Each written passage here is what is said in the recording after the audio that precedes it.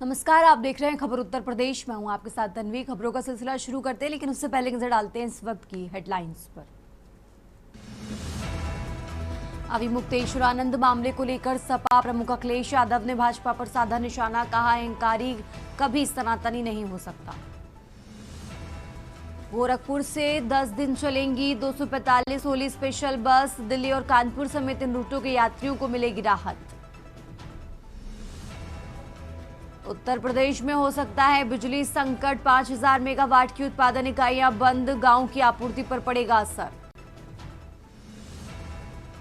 UP police विभाग में होली बाद बड़े फेरबदल के आसार, इस माह 3 डीजी होंगे सेवानिवृत्त। हापुड़ में कोचिंग से लौट रही बीए की छात्रा पर हमला, घायल छात्रा जंगल में मिली, छात्रा का चल रहा अस्पताल में इलाज।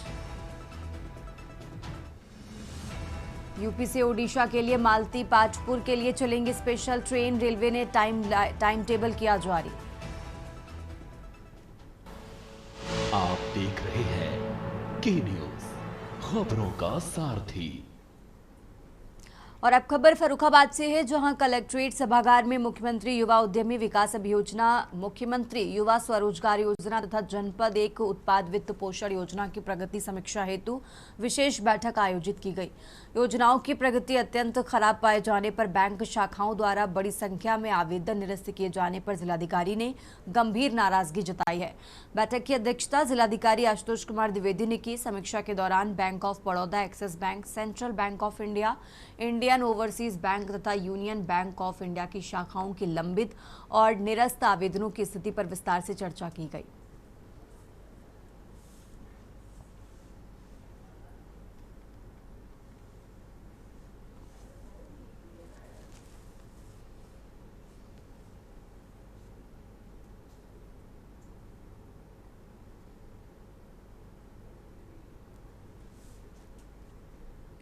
और अब खबर कानपुर से है, जहां बिल्हौर क्षेत्र में यूपी बोर्ड परीक्षा केंद्र को लेकर हंगामे का वीडियो सोशल मीडिया पर वायरल हो गया है।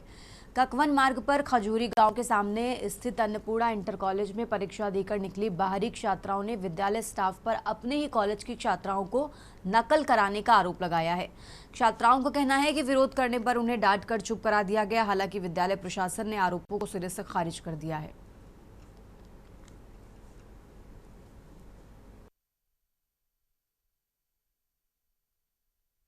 इसमें 18 बच्चे पेपर देने, 18 लड़कियां, 10 लड़कियां शिवाजी इंटर कॉलेज की और 8 लड़कियां हमारे विद्यालय की। लड़कियों का ये कहना है कि पहले तो उन्होंने कहा कि नहीं, क्लास में ये देख के हमको हंसते, टीचर ने उनको डांटा कि नहीं, आप परीक्षा देने आती है, आप कहानी से बैठिएगा और फिर उन्हें पेपर दीजिएगा।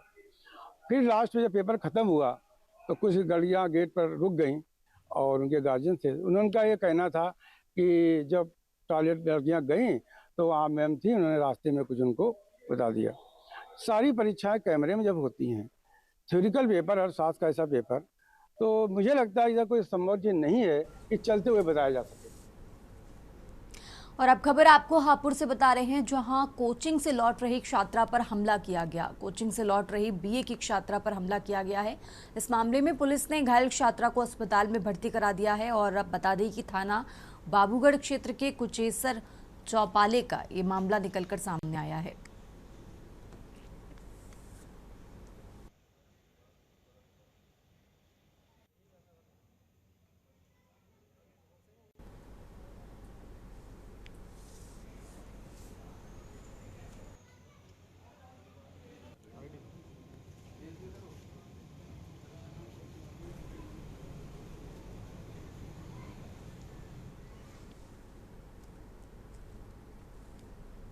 और अब खबर मऊ से है, जहां मऊ जनपद के मादी सिपाह सब स्टेशन में एक वीडियो वायरल हो रहा है, जिसमें एक उपभोक्ता अवर अभियंता के सामने एक संविदा बिजली कर्मी पर आरोपों की बौछार लगाकर अभद्रता करता नजर आ रहा है। जहां सब स्टेशन कम युद्ध का मैदान ज्यादा बना हुआ है। ये मामला 21 फरवरी का बताया जा रहा है। बहरहाल मामले में पुलिस ने संविदा बिजली कर्मी भोला कुमार निवासी उसरी के तहरीर पर मुकदमा दर्ज कर लिया है।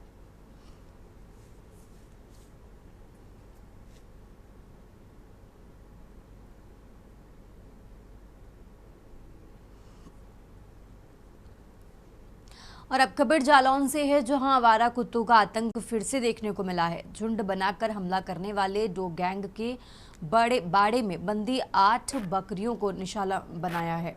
बाड़े के अंदर घुसकर 8 बकरियों को आवारा कुत्ते ने मार डाला। स्थानीय लोगों ने कुत्ते को पकड़ने और तत्काल कार्रवाई की अब मांग की है। पिछले दिनों आवारा कुत्तों ने 1 दर्जन से ज्यादा लोगों को घायल किया था और आज फिर आवारा कुत्तों ने काशी कॉलोनी के अंदर घुसकर जिस तरीके से आधा दर्जन से ज्यादा बकरियों को अपना शिकार बनाया है और उन्हें बाड़े में घुसकर उनको मार डाला है। हालांकि आवारा कुत्तों ने जिस तरीके से लोगों को परेशान किया है, कहीं ना कहीं लोगों में इस तरीके से परेशानी बढ़ती जा रही है। अगर देखा जाए तो पिछले दिनों की बात कही जाए तो उसमें काफी दिनों से लगातार लोग परेशान थे और इन आवारा कुत्तों से लोगों पे चलना आना जाना मुश्किल हो गया था, क्योंकि जिस तरीके से आवारा कुत्ते बच्चों को और बूढ़े लोगों को अपना शिकार बनाते हैं और झुंड बनाकर परेशानी का सबब बना हुआ है। अब देखना ये होगा कि इस तरीके से आवारा कुत्तों पर कब नगर पालिका और वन विभाग की नजर पहुंचती है, कब इन पर आवारा कुत्तों को बंद किया जाता है, जंगल भेजा जाता है। और इस तरीके से आवारा कुत्तों ने तकरीबन आधा दर्जन से ज्यादा बकरियों को जो शिकार बनाया, तो कहीं ना कहीं है कि जिस तरीके से ये कुत्ते यहाँ पे घूम रहे हैं, बच्चों का घर से निकलना मुश्किल हो गया है, क्योंकि बच्चे इन आवारा कुत्तों की वजह से घर से नहीं निकल पा रहे हैं। अब देखना ये होगा कि इन आवारा कुत्तों को विभाग संबंधित विभाग कब इनको पकड़ता है, कब इनसे निजात मिलती है, आने वाला वक्त बताएगा। कैमरा पर्सन मनीष पांडे के साथ माजिद अरमान के न्यूज जालौन।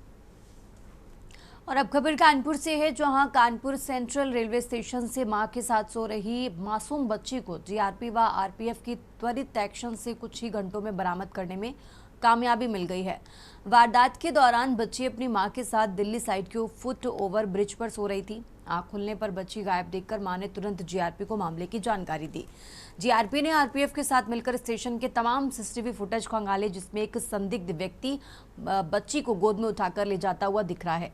फुटेज के आधार पर 4 संयुक्त टीमें गठित करते हुए अन्य जिलों के स्टेशनों पर तैनात स्टाफ को अलर्ट किया गया। इधर गठित टीमों में से एक ने झकरकटी इलाके में खैरतगंज जाने वाले रास्ते से आरोपी को गिरफ्तार करते हुए मासूम बच्ची को सकुशल बरामद कर लिया।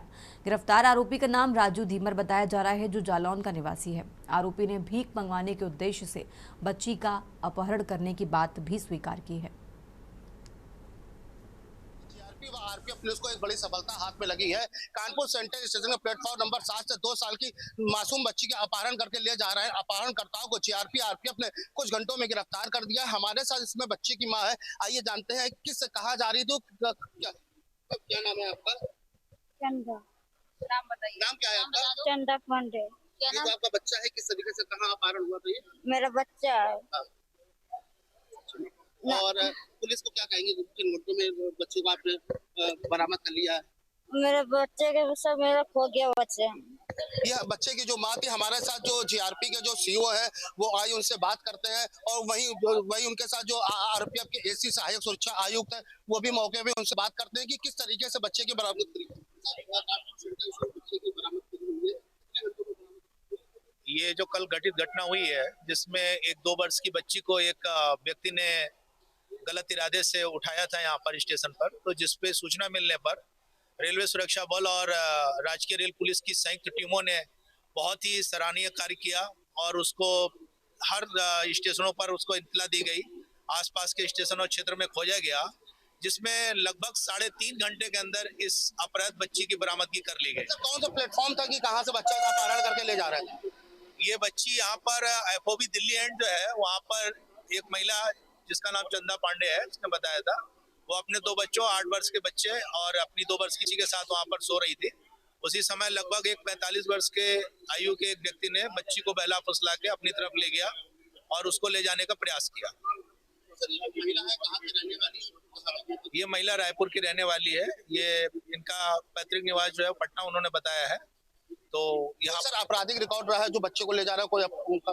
अभी ये जांच का विषय है कि उसका आपराधिक रिकॉर्ड पिछला कोई है कि नहीं, तो राजकीय रेल पुलिस उसकी विवेचना करेगी, तो उसके अंतर्गत होगा। ये थे सहायक सुरक्षा आयुक्त आरपीएफ विवेक वर्मा। उन्होंने बताया कि प्लेटफॉर्म नंबर 7 से बच्ची को अपहरण करके ले जा रहा था, लेकिन चंद घंटों में जीआरपी आरपीएफ की संयुक्त टीम ने कार्रवाई करते हुए अपहरणकर्ता को गिरफ्तार कर लिया। कानपुर से के न्यूज से मोहित पांडे, कानपुर।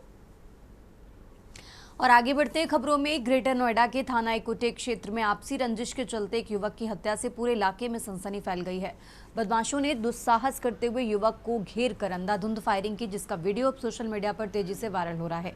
ये घटना इकोटेक थाना क्षेत्र के लुक्सर गांव की है। मृतक की पहचान नितिन के रूप में हुई है। बता दें कि जानकारी के मुताबिक बदमाशों ने नितिन को चारों तरफ से घेर लिया और उस पर दनादन फायरिंग शुरू कर दी। गंभीर रूप से घायल नितिन को तुरंत अस्पताल ले जाया गया, जहां इलाज के दौरान उसकी मौत हो गई। इधर वारदात की सूचना मिलते ही पुलिस महकमे में हड़कंप मच गया। घटना की गंभीरता को देखते हुए गांव में तनाव को देखते हुए पीएसी और स्थानीय पुलिस बल तैनात किया गया है। पुलिस वायरल वीडियो के जरिए हमलावरों की पहचान में जुटी हुई है। आज दिनांक 24 फरवरी 2026 को थाना इकोटेक प्रथम के ग्राम लुक्सर में गांव के एक व्यक्ति नितिन पुत्र खिरे के ऊपर पुराने रंजिश को लेकर गांव के ही कुछ लोगों ने गोली चलाई है, जिससे वो गंभीर रूप से घायल हुआ है। उसे तत्काल उपचार हेतु अस्पताल में भर्ती कराया गया है, जहां उसका इलाज चल रहा है।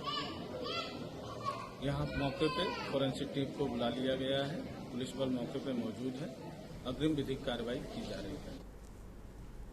और आगे बढ़ते हैं खबरों में। खबर संभल से है, जहां संभल में पत्रकारों का प्रदर्शन। संभल के पत्रकार पर रामपुर में हुए हमले के विरोध में प्रदर्शन कर पत्रकारों ने डीएम एसपी को ज्ञापन दिया है। एसपी ने उचित कार्रवाई का भरोसा भी दिया है। वहीं बहजोई में जिला मुख्यालय पर जिले भर के पत्रकारों ने प्रदर्शन कर डीएम एसपी को ज्ञापन दिया। 21 फरवरी को पत्रकार सुनील राघव पर उनके ही गाँव के दबंगों ने हमला कर जनपद में हमला कर दिया, जिसकी रामपुर में प्राथमिकी दर्ज हुई थी। पीड़ित पत्रकार एवं सभी आरोपी संभल के गांव भवन के रहने वाले हैं। एक आरोपी पर पहले से 6 मुकदमे दर्ज हैं और गांव में सरकारी जमीन पर कब्जे के भी आरोप हैं। फिलहाल इस पूरे मामले की जांच पड़ताल जारी है।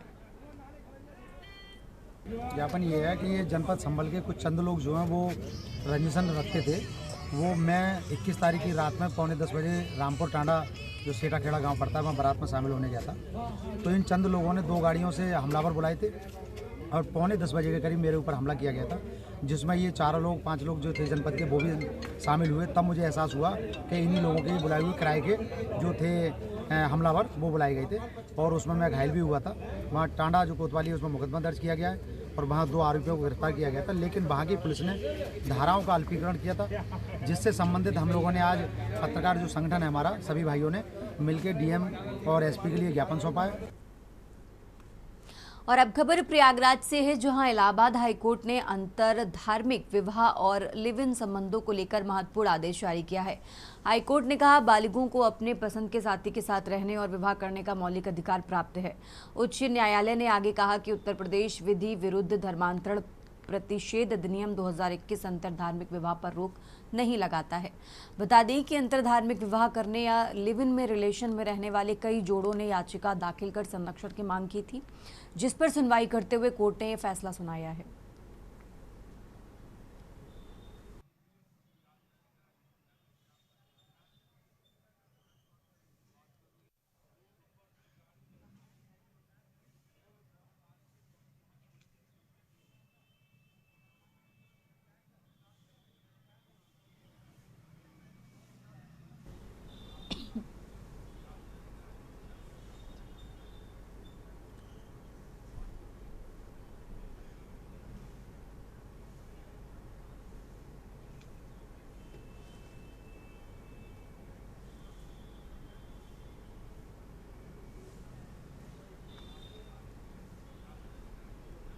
खबरों का सिलसिला लगातार जारी है। फिलहाल यहाँ रुकते हैं एक छोटे से ब्रेक के लिए।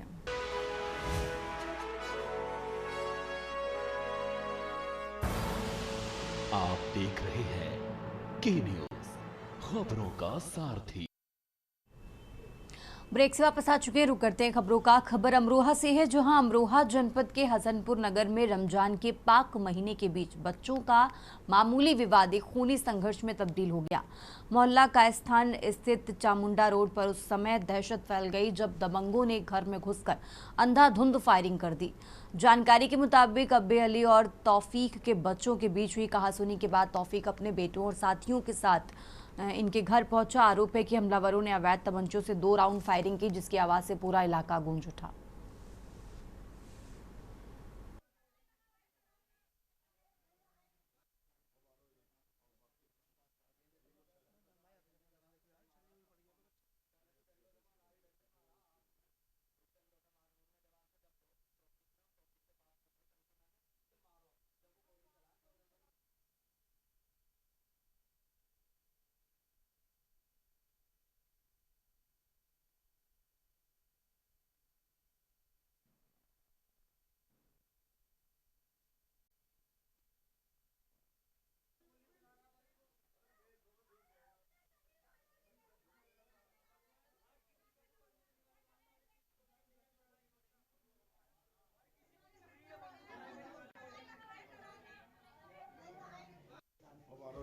बात तो कुछ नहीं थी, मगर वो हमारी पीछे भी तू तुम्हें में हुई थी उनसे।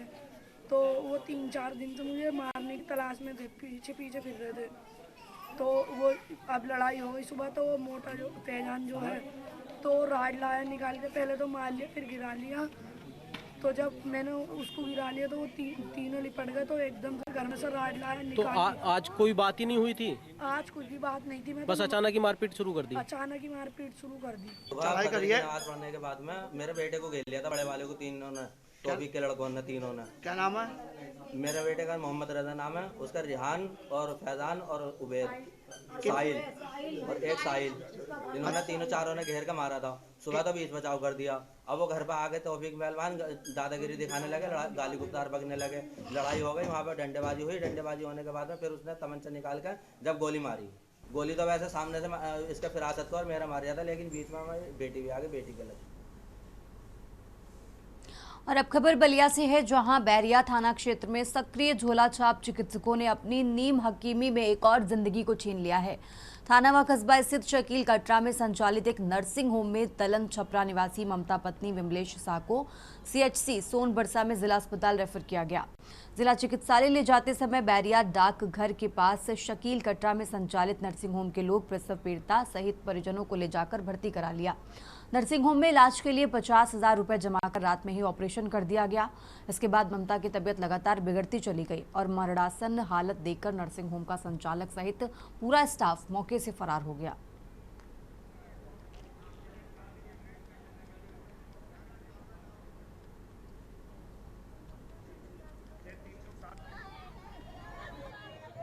थाना क्षेत्र बैरिया अंतर्गत कल एक महिला का एक प्राइवेट हॉस्पिटल में सिजेरियन ऑपरेशन हुआ था, जिसमें महिला की मृत्यु हो गई थी। तत्काल महिला के शव को पुलिस कब्जे में लेकर पीएम की कार्रवाई के लिए भेजा गया था। प्राइमा फेसी हॉस्पिटल रजिस्टर्ड नहीं पाया गया है और वहां पे कोई भी डॉक्टर स्पेशलाइज इम्पैनल्ड नहीं है। परिवारजन के द्वारा तहरीर प्राप्त कर इसमें सुसंगत धाराओं में अभियोग पंजीकृत कराया गया है। अग्रिम विधिक कार्रवाई इस संबंध में प्रचलित है। और अब खबर कानपुर से है, जहां सजेती थाना पुलिस ने दलित परिवार के घर आगजनी और मारपीट करने के मुख्य आरोपी अभय कुमार को गिरफ्तार कर लिया है। घटना को अंजाम देने वाले प्रधान पुत्र के अन्य साथियों को गिरफ्तार करने के लिए पुलिस अन्य आरोपियों के ठिकानों पर भी लगातार दबिश दे रही है। बता दें कि थाना क्षेत्र के मढ़ा गांव में प्रधान के दबंग पुत्रों ने साथियों के साथ मिलकर दलित के घर धावा बोल दिया। आरोपियों ने घर में आग लगाते हुए जमकर मारपीट भी की।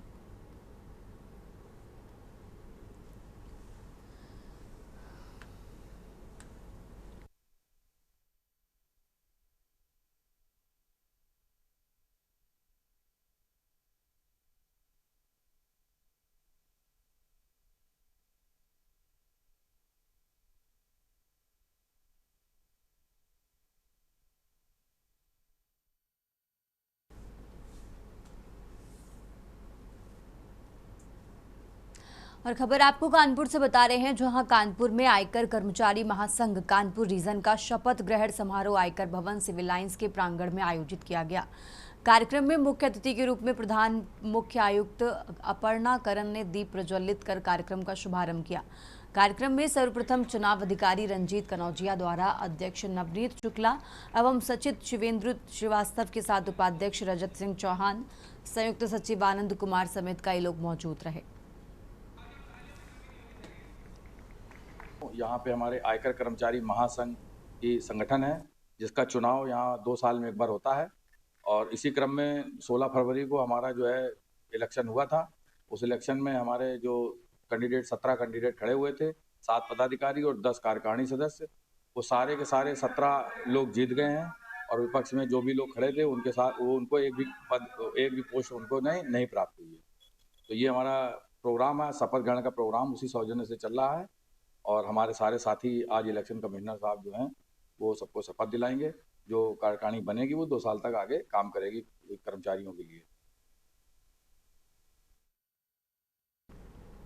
और आगे बढ़ते हैं खबरों में। आगामी होली पर्व को शांतिपूर्ण और सौहार्दपूर्ण ढंग से संपन्न कराने के लिए कानपुर पुलिस ने तैयारियां तेज कर दी हैं।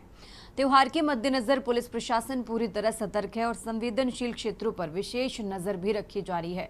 इसी क्रम में पुलिस अधिकारियों ने शहर के संभ्रांत नागरिकों और सामाजिक संगठनों के प्रतिनिधियों के साथ बैठक आयोजित की।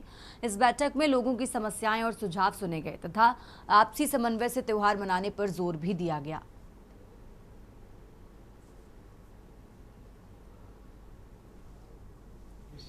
आज जनपद में होलिका दहन और होली के कार्यक्रमों को लेकर जितने भी आयोजक थे और जनपद के संभ्रांत नागरिक थे उनके साथ मीटिंग की गई।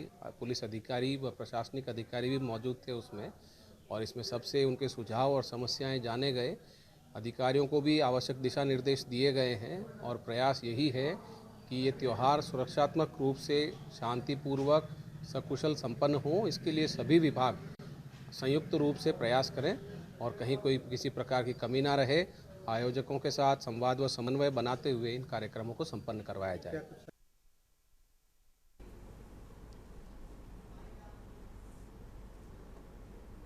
उत्तर प्रदेश की खबरों में फिलहाल इतना ही। आप देखते रहिए के न्यूज़ इंडिया।